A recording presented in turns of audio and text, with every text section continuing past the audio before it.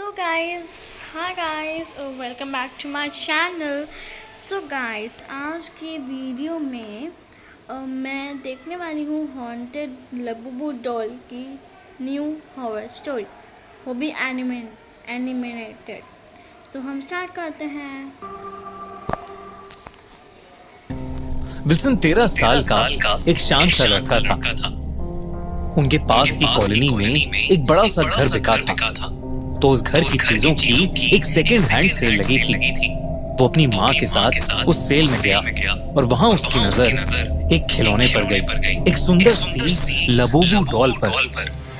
उसकी नीली आंखें शीशे जैसी चमकदार थीं और चेहरे पर एक बड़ी सी मुस्कुराहट थी। उसके दोनों कान एक प्यारे से खरगोश जैसे थे और उसका फर एक बहुत ही सुंदर गोल्डन कलर का था। पुराना होने के बावजूद भी विल्सन को उस लबूबू डॉल से एक अजीब सा लगाव महसूस हुआ। साथ ही साथ उसे पता था कि अगर वो ये लबूबू डॉल अपने दोस्तों को दिखाएगा तो सब बहुत ज्यादा एक्साइटेड हो जाएंगे और वो भी बहुत पॉपुलर बन जाएगा।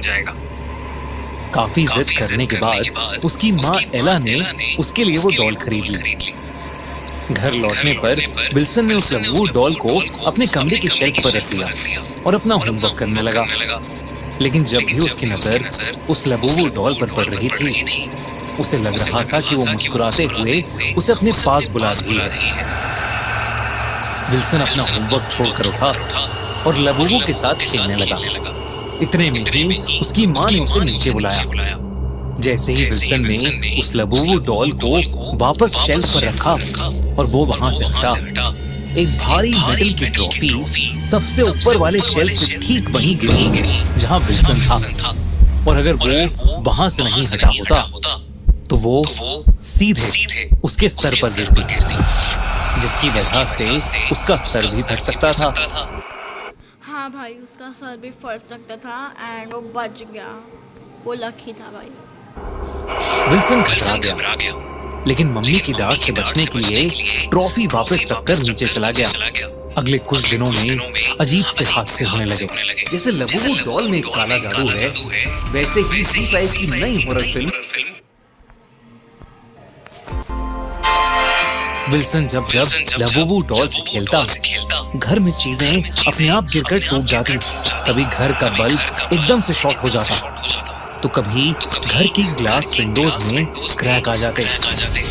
ये सब अब बहुत ही फ्रीक्वेंटली होने लगा था। विल्सन को अब ऐसा भी लगने लगा था कि जैसे जैसे दिन बीतते जा रहे हैं, उस लबूबू डॉल की स्माइल अपने आप थोड़ी थोड़ी कर और बड़ी होती जा रही है। विल्सन ने सारी बातें अपने पापा को बताई। उसके पापा ने इन सब बातों को नन्हे से विल्सन का वहम समझा, लेकिन फिर भी उसका दिल रखने के लिए उन्होंने उसकी बात मान ली। उसने उससे वो लबूबू डॉल लेकर अपने पास रख ली और वादा किया कि वो उसे कल एक डंप यार्ड में फेंक आएंगे और उसके लिए ढेर सारे नए टॉयज भी लाएंगे।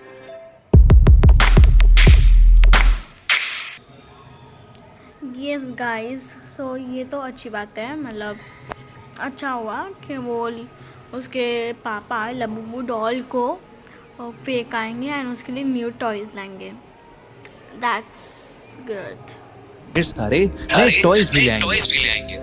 उस रात जब विल्सन सो रहा था तो एक बहुत बड़ी धम की आवाज हुई और फिर विल्सन को उसके पापा की चीख सुनाई दी। विल्सन की जब आंख खुली तो उसने देखा कि वो लबूबू उसके चेहरे के बिल्कुल पास पड़ी थी और मुस्कुराते हुए उससे ही देख रही थी। विल्सन ने उस लबूबू डॉल को नीचे फेंका और भागता हुआ कमरे से बाहर गया। उसने देखा कि उसके पापा सीढ़ियों से नीचे गिर पड़े हैं और उन्हें बहुत चोट आई है।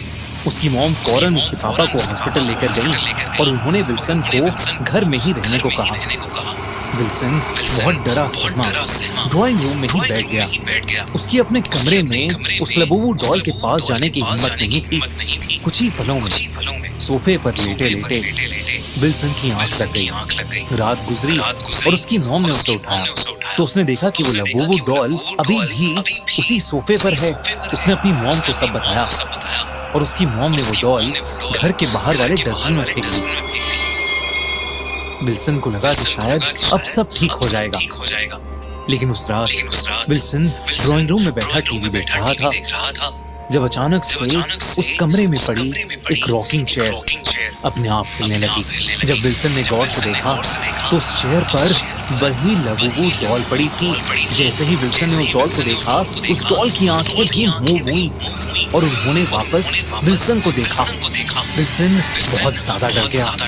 अगली सुबह वो उस घर में वापस गया जहाँ सेल लगी थी, लेकिन वो घर खाली था। तब उस घर के गार्ड ने उसे कुछ ऐसा बताया जिसे सुनकर विल्सन के होश उड़ गए। गार्ड ने बताया कि वो लबूबू डॉल घर के बच्चों ने चाइना की एक टॉय शॉप से मंगवाई थी और जब से वो उनके घर में आई तब से सब बर्बाद हो गया। उस घर के चारों लोग बीमार पड़ने लगे। फैमिली में पैसों की दिक्कत शुरू हो गई और धीरे धीरे करके सब एकदम पागल जैसे हो गए। वो लोग हमेशा एक दूसरे से लड़ते रहते थे और कुछ ही दिनों बाद उन्होंने ये घर बेच दिया और साथ ही उस लबूबू डॉल को भी। उसने एक बात और कही कि घर के अंदर से अक्सर किसी के अजीब ढंग से हंसने की आवाज आती थी, पर जब से वो लबूबू डॉल गई है तब से वो आवाज आनी बंद हो गई है। एक दिन विल्सन उस डॉल को लेकर अपने स्कूल गया और उसने उसे अपने प्लेग्राउंड में फेंक दिया। ये देखकर उसका बेस्ट फ्रेंड क्रिस उसकी लबूबू डॉल वापस उसके लिए उठाकर लाया। विल्सन ने उसे अपने से दूर रहने को कहा और चेतावनी दी कि उसे भाई मतलब ये अच्छा किया उसने। नाइस। वो लबूबू डॉल पर ये उसके फ्रेंड ने उसको क्यों दिया? चल ठीक है, आगे का स्टोरी देखते हैं गाइस। एंड गाइस, अगर आपके पास लबूबू डॉल है सो थोड़ा बच के रहना। एक दिन ही चाहिए। क्रिस इस बात पर दोनों विल्सन और लबूबू डॉल का मजाक उड़ाने लगा। तभी अचानक एक बेसबॉल बहुत तेजी से आई और क्रिस के सर पर आकर लगी, जिसकी वजह से वो नीचे गिर पड़ा।